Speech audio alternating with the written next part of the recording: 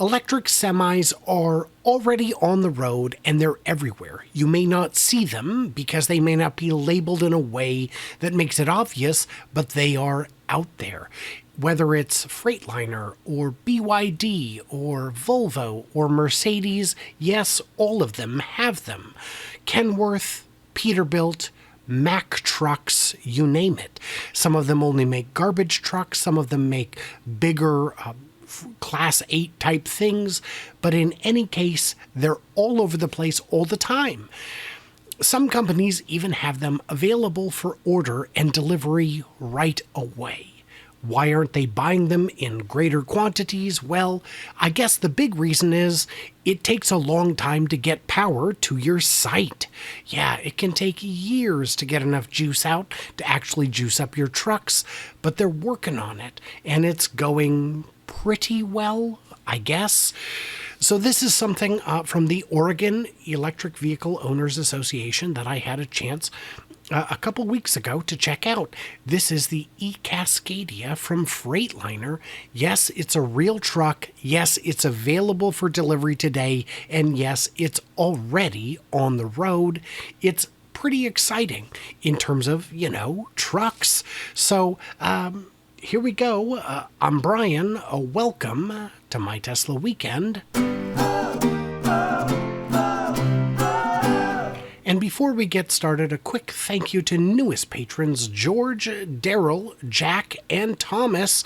You guys are the reason I'm able to do this, and I thank you guys so much for your decision to support the channel. It's how I'm able to actually do this, and it just means the world to me, so thank you. And for everybody else, like, subscribe, do all the usual things, leave a comment or 20. Here we go.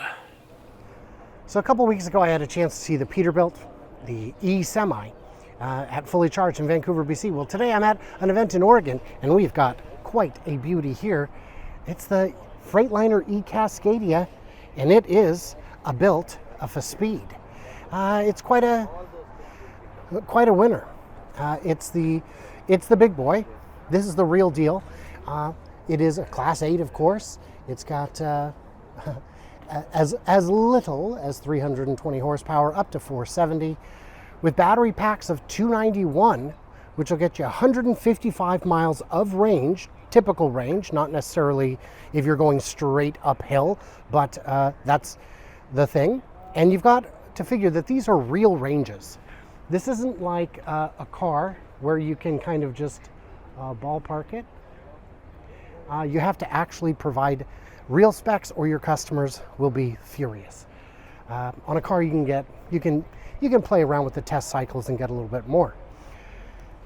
291 kilowatt hours gets you 155 miles of range. For reference, the e-Hummer's got a battery pack of like 227, 230. Mind you, it has more range, but as the gentleman told me, that this moves freight. That only moves, well, he used more colorful language than I'm going to use. The neat thing is, so it's beautiful, there's no two ways about it, but they wrapped it so that it would be beautiful because they're going to be showing it around to people like us. It's a real truck. Freightliner has been in business for a very long time. It is a day cab, but with 155 to 200-ish range, you're not going to be spending the night in it. This is going to be used to haul around to different, from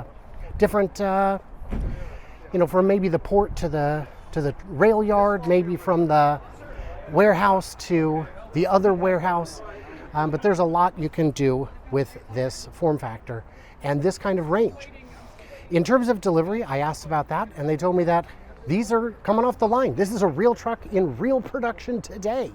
If you order one, if you want to order one, you just go in to the Freightliner dealer and configure, and they'll build it, and away you go. So it's the real deal. And it's available in the different configurations depending what you need. You've got the different weight amounts depending on it. And your curb weight is clearly laid out. You've got a weight of anywhere as little as 16,350 up to 21,800.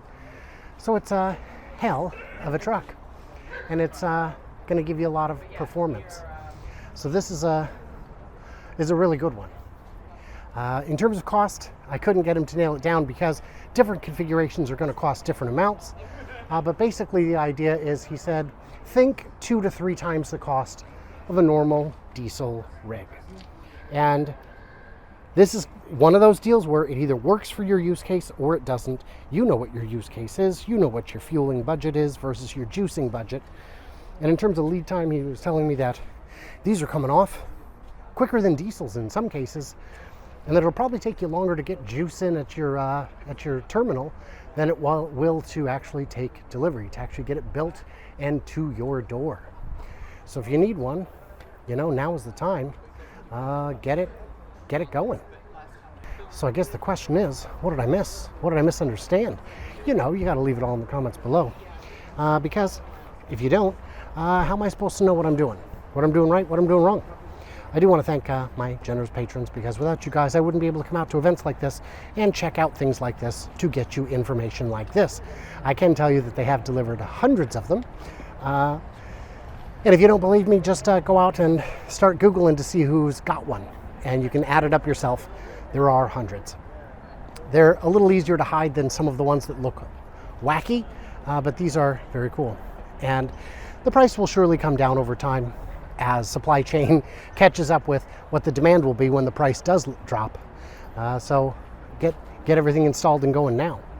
So yeah, stay tuned, stay juicy, and I can't wait to hear from you clever robots on the next one. My apologies that this video wasn't longer.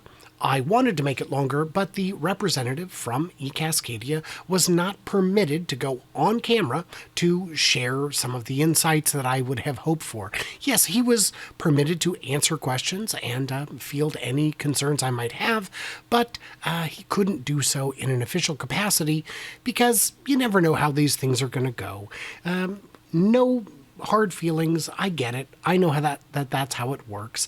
And there was a lot of noise. There was some people there who saw that I was shooting and didn't necessarily want to cooperate and made a real ruckus in the background.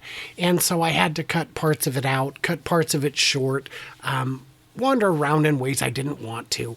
That happens.